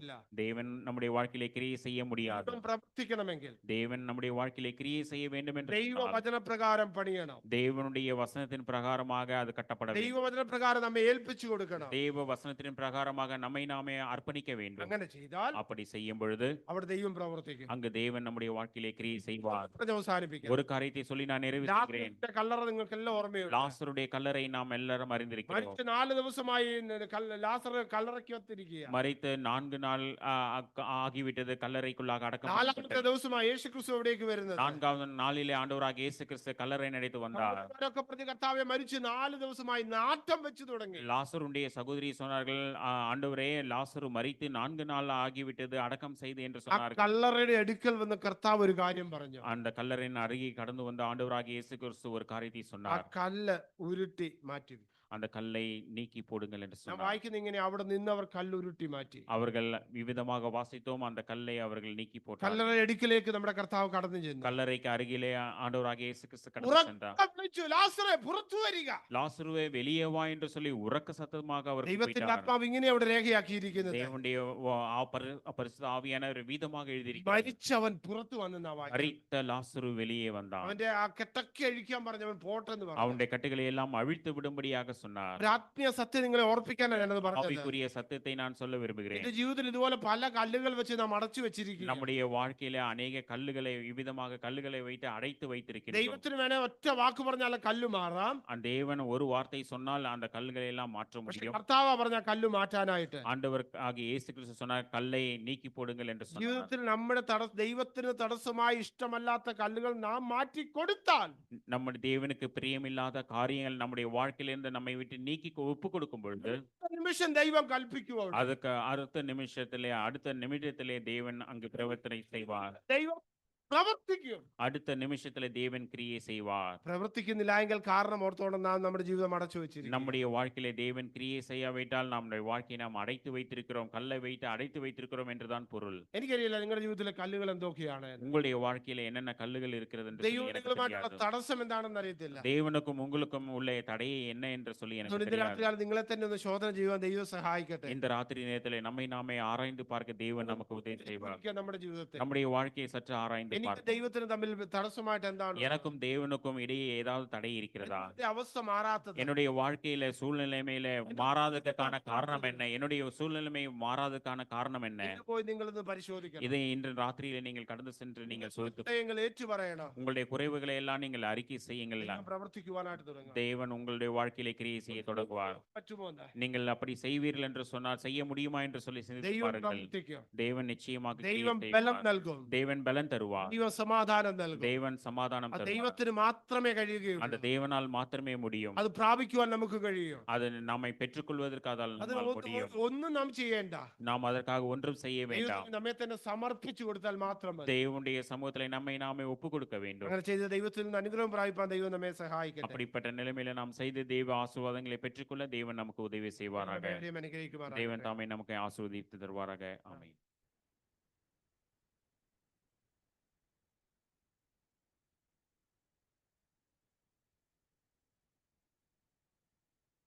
நாம் சற்று நேரம் நல்ல தேவனுடைய வார்த்தையை கேட்கும்படியாக தேவன் நமக்கு கிருபை செய்தார். இந்த நாளில் நீங்கள் அநேகர் புதியதாக வந்திருக்கிறீங்க. இப்போ இது உங்களுக்கான நேரம் அப்படின்னு சொல்லி நான் என்ன செய்ய போகிறேன், நான் சொல்ல போகிறேன். இவ்வளோ நேரம் ரெகுலராக என்னைக்குமே வந்துக்கிட்டு இருக்கிறவங்களுடைய அந்த காரியங்களை நம்ம என்ன செஞ்சோம் அப்படின்னா நம்ம கேட்டிருந்தோம். இன்றைய நாளிலே விசேஷமாக புதியதாக வந்திருக்கிறவங்க, அதே போல் ஒரு 8 மணிக்கு அப்புறம் நீங்கள் ரெகுலராக வந்துக்கிட்டு இருக்கிறீங்களே, உங்களுக்கான ஒரு நேரம் கூட அப்படி நம்ம சொல்லலாம். நான் நினைக்கிறேன் நீங்கள்லாம் 9 மணிக்கு தூங்குவீங்க, அப்படி தானே?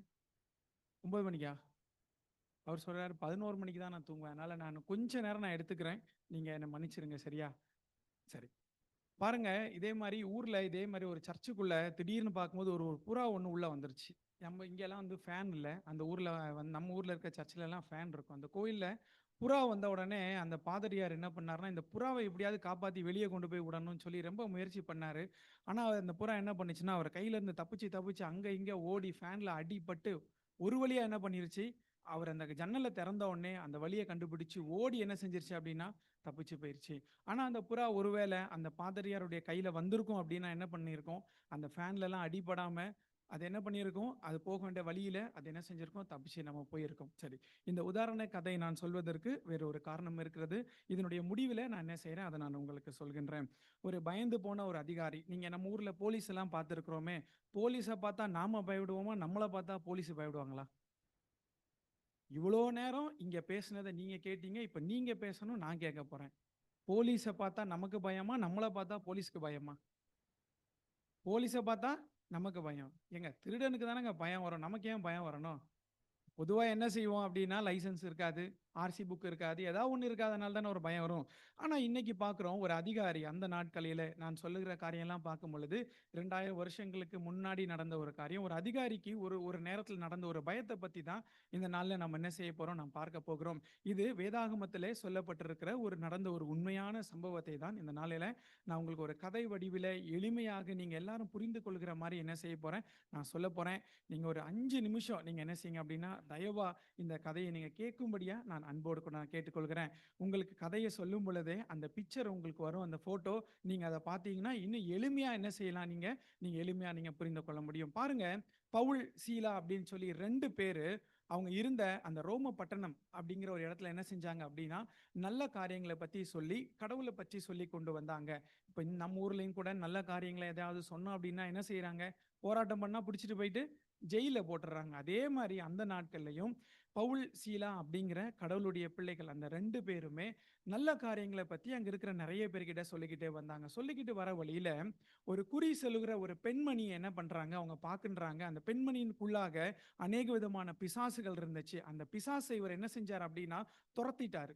அந்த பெண்மணியை அந்த வேலைக்காக வச்சிருந்த அந்த முதலாளி பார்க்குறாரு, இவ குறி சொன்னதுனால எனக்கு நல்ல லாபம் கிடைச்சிட்டு இருந்துச்சு, எனக்கு வருமானம் வந்துச்சு, இந்த 2 பேர் வந்து அவளுக்குள்ள இருக்க அந்த பிசாசை விரட்டிட்டாங்க, இனி எனக்கு அவ குறி சொல்ல போகிறதும் கிடையாது, எனக்கு வருமானமும் நடக்க போகாதுன்னு சொல்லி அவர் என்ன பண்ணிட்டார் அப்படின்னா, அந்த ஊர்ல இருக்கக்கூடிய அந்த சிறைச்சாலை அதிகாரி, அதாவது நம்ம போலீஸ் அப்படின்னு நம்ம என்ன செய்யலாம், நம்ம சொல்லலாம், அப்படிப்பட்டவங்க கிட்ட போயிட்டு கம்ப்ளைண்ட் பண்ணிட்டாங்க. என்ன சொல்லிட்டாங்க அப்படின்னா, இவங்க கலகம் பண்ணிட்டாங்க, மக்களை தப்பான விதத்துல சொல்லி கொடுக்குறாங்க, இவங்க பேசுறது எதுவுமே சரியில்லை அப்படின்னு சொல்லி தவறான முறையில் அவங்களை காண்பித்து அவங்க 2 பேரையும் கொண்டு போய் சிறைச்சாலையில் அடைச்சிட்டாங்க.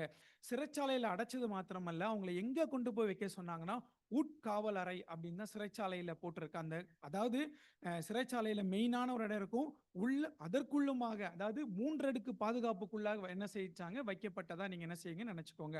அப்படி வைக்கப்பட்டிருக்கிறாங்க. அவங்க கையும் காலையும் ஒரு கம்பியினால மரத்தினால கெட்டி அவங்க உள்ள போட்டுட்டாங்க. ஏன்னா அவங்க கலகம் பண்ணிட்டாங்கன்னு அவங்க மேல ஒரு குற்றம் வந்திருக்கிறது. 2 பேரையும் பிடித்து சிறைச்சாலைக்குள்ளாக அவங்க போட்டுட்டாங்க.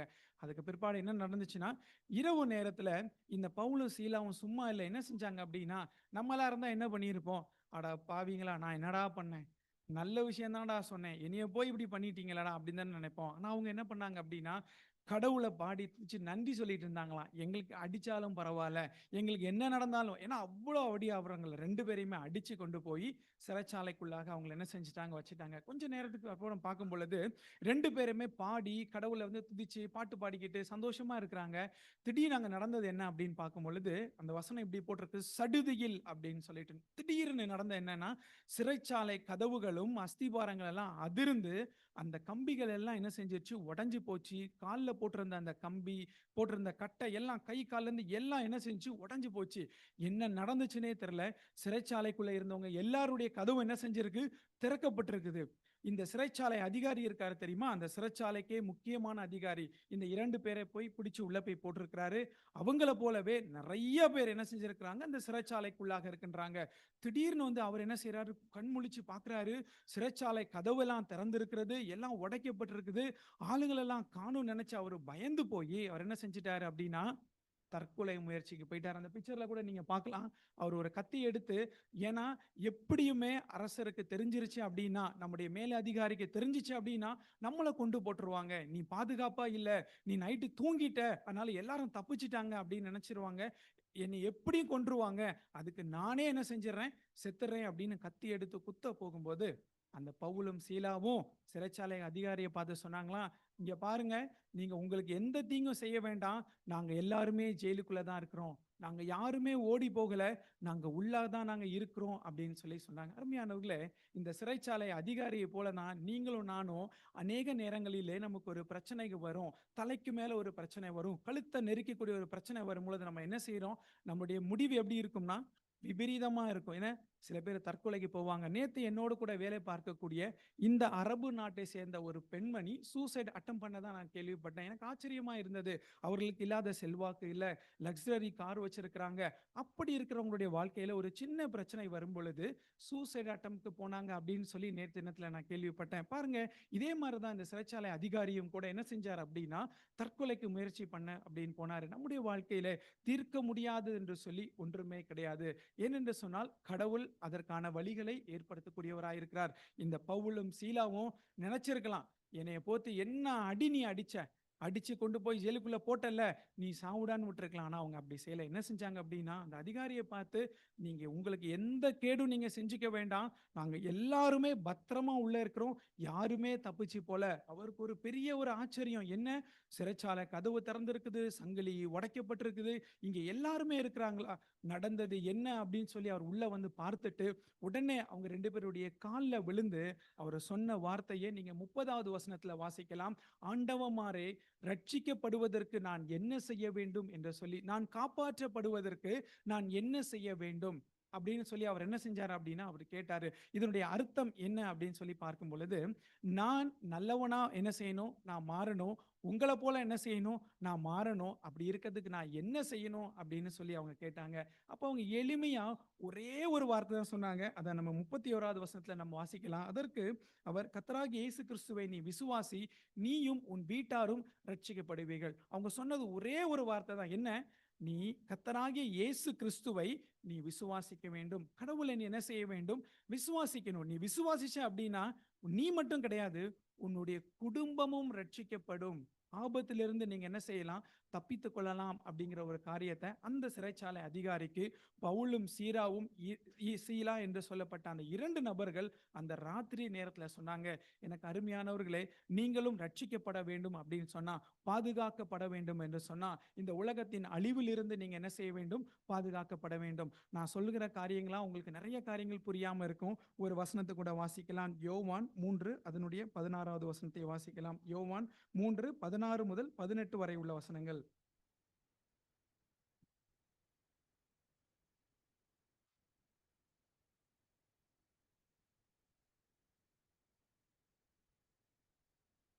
நம்ம வாசிச்சோம், தேவன் தம்முடைய ஒரே பேரான குமாரனை விசுவாசிக்கிறவன் எவனோ, இது யார் அப்படின்னு சொல்லி வாசிக்கும் பொழுது இது ஆண்டவராகிய இயேசு கிறிஸ்துவை குறிப்பிட்டு சொல்லக்கூடியதாக இருக்கிறது. இந்த ஆண்டவராகிய இயேசு கிறிஸ்துவை யாரெல்லாம் ஏற்றுக்கொள்கிறார்களோ அவர்களுக்கு என்ன கிடைக்குமா? நித்திய ஜீவன் என்று சொல்லி. நித்திய ஜீவன் என்று சொன்னா நம்ம வாழ்ற வாழ்க்கை அநித்தியமான ஒரு வாழ்க்கை, இந்த உலகத்தோடு கூட முடியக்கூடிய ஒரு வாழ்க்கை. இந்த வாழ்க்கைக்கு பிற்பாடு நமக்கெல்லாம் என்ன இருக்குது?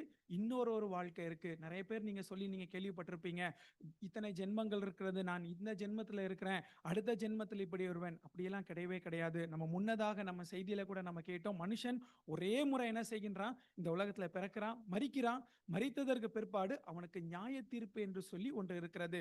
மரிச்சதற்கு பிற்பாடு அந்த கல்லறைகளையும் போஸ்டர் எல்லாம் ஒட்டி இருப்பாங்க, இயற்கை ஏதினார், விமோச்சனம் அடைந்தார், மோட்சம் அடைந்து விட்டார் அப்படின்னு சொல்லி ஒட்டக்கூடிய அநேக போஸ்டர் இருக்கு. ஆனா அவங்க அங்க போயிருப்பாங்களா அப்படின்னு சொல்லி அவங்களுக்கு தான் தெரியும். வெளியிருந்து பார்க்கிற நமக்கு தெரியாது. தொடர்ந்து நம்ம வாசிக்கலாம். அவரை விசுவாசிக்கிறவன் ஆக்கினை தீர்க்குள்ளாக தீர்க்கப்படான். அவரை விசுவாசிக்க வேண்டும். ஏன், எதற்காக இந்த ஆண்டவராக இயேசு கிறிஸ்துவை விசுவாசிக்க வேண்டும் என்று சொன்னால், 2000 வருடங்களுக்கு முன்பதாக உங்களுக்காக எனக்காக இந்த உலகத்திலே தன்னுடைய ஜீவனை சிலுவை மரத்திலே கொடுக்கும்படியாக உங்களுடைய என்னுடைய பாவத்திற்கு பதிலாக அந்த சிலுவை மரத்திலே ஆண்டவராக இயேசு கிறிஸ்து மரித்ததின் முகாந்திரமாக தான் ரட்சிப்பு கிடைத்திருக்கிறது. அந்த ரட்சிப்பை இந்த சிறைச்சாலை அதிகாரி பெற்றுக்கொள்ள வேண்டும் என்பதற்காக தான் இந்த பவுலும் சீலாவிடத்திலே கேட்டுக்கொண்டார்கள். அருமையானவர்களே, உங்களுடைய வாழ்க்கையிலும் இந்த ரட்சிப்பு வேண்டும். பாவத்தில் இருந்து ஒரு விடுதலை வேண்டும். எனக்கு இருக்கக்கூடிய அந்த சாபத்தில் இருந்து ஒரு விடுதலை வேண்டும். எனக்கு இருக்கக்கூடிய அநேக பிரச்சனைகளில் இருந்து விடுதலை வேண்டும். எனக்கு இருக்கக்கூடிய அநேக போராட்டங்களில் இருந்து விடுதலை வேண்டும் என்று சொன்னால் இந்த ஆண்டவராகிய இயேசு கிறிஸ்துவை நீங்கள் உங்களுடைய உள்ளத்திலே ஏற்றுக்கொள்ள வேண்டும். இதற்காக பணம் காசு ஏதாவது செய்யணுமா? எதுவுமே வேண்டாம். நீங்க இருக்கிற இடத்துல இருந்து நம்ம சொன்னபடியா நம்ம 16வது யோவான் 3:16 வாசித்தோம், தேவன் தம்முடைய ஒரே பேரான குமாரனை விசுவாசிக்கிறவன் எவனோ அவன் கெட்டு போகாமல் நித்திய ஜீவனை அடையும்படிக்கு அவரை தந்து இவ்வளவாய் உலகத்தில் அன்பு கூர்ந்த இந்த ஆண்டவராகிய இயேசு கிறிஸ்துவை, நித்திய ஜீவனை கொடுக்க வல்லவராய் இருக்கிற இயேசு கிறிஸ்துவை உங்களுடைய உள்ளத்திலே இருதயத்திலே இருதயமாகிய வாசலுக்குள்ளாக யாரெல்லாம் ஏற்றுக்கொள்கிறீர்களோ அவர்களுக்கு என்ன கிடைக்கிறதா?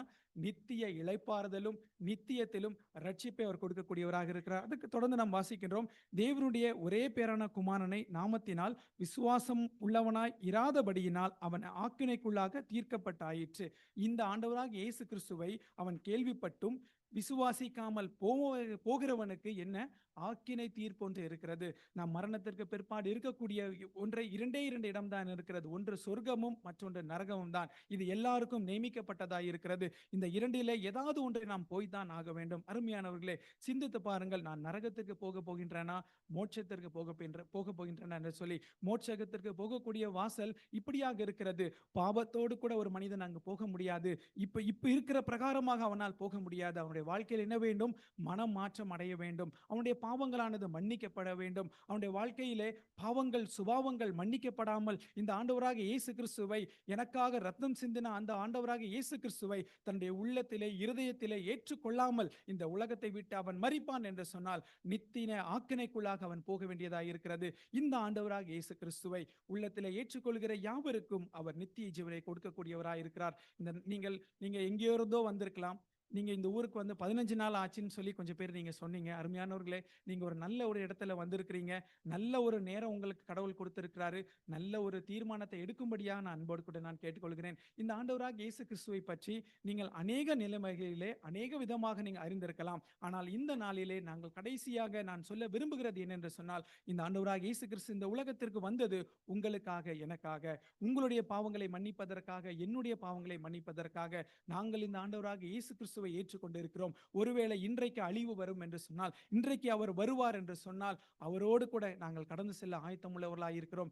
எங்களோடு வருவதற்கு நீங்கள் ஆயத்தமாய் இருக்கிறீர்களா? அந்த பரலோகத்திற்கு நீங்களும் சொந்தக்காரராய் மாற வேண்டும் என்று சொன்னால் உங்களை இருதயமாகிய கதவை திறந்து தேவனுக்கென்று உங்களை நீங்கள் இப்பொழுதே ஒப்புக் கொடுங்கள். நீங்கள் ஒப்புக் கொடுக்கும் பொழுது உங்களுடைய இருதயத்தில் வரக்கூடியவராய் இருக்கிறார். நீங்கள் செய்ய வேண்டியதெல்லாம் ஒன்றே ஒன்றுதான். அன்புள்ள ஆண்டவரே, என்னை மன்னியும், என்னுடைய பாவங்களை மன்னியும், எனக்குள்ளாக வாரும் என்று சொல்லி யாரெல்லாம் விசுவாசித்து உங்களுடைய இருதயத்திலே சொல்லுகிறீர்களோ அவர் உங்களுடைய உள்ளத்திலே வரக்கூடியவராய் இருக்கிறார். நித்திய மோட்சத்தை கொடுக்கக்கூடியவராய் இருக்கிறார். எல்லையில்லாத மகிழ்ச்சியை கொடுக்கக்கூடியவராய் இருக்கிறார். அநேக குழப்பங்கள் இருக்கலாம், அநேக பிரச்சனைகள் இருக்கலாம், ஆனால் இயேசு அதற்கு மருந்தாக இருக்கிறார். அவரை நீங்கள் மருந்தாக எடுத்துக்கொள்ளும் பொழுது உங்களுடைய எல்லா பிரச்சனையிலிருந்து அவர் விடுதலை கொடுக்க அவர் உண்மையுள்ளவராய் இருக்கிறார். இதற்கு மேலாக அந்த அதிகாரி சொன்னது போல, ஆண்டவமாரே நாங்கள் ரட்சிக்கப்படுவதற்கு என்ன செய்ய வேண்டும்? இந்த நாளிலே நீங்கள் காப்பாற்றப்படவும் ரட்சிக்கப்படவும் நீங்கள் இந்த உலகத்தின் அழிவில் இருந்து மீட்டெடுக்கப்பட இயேசு கிறிஸ்துவை நீங்கள் சார்ந்து கொள்ள வேண்டும். அவரை ஏற்றுக்கொள்ளுங்கள். கர்த்தர் உங்களை ஆசீர்வதிப்பாராக. ஆமென்.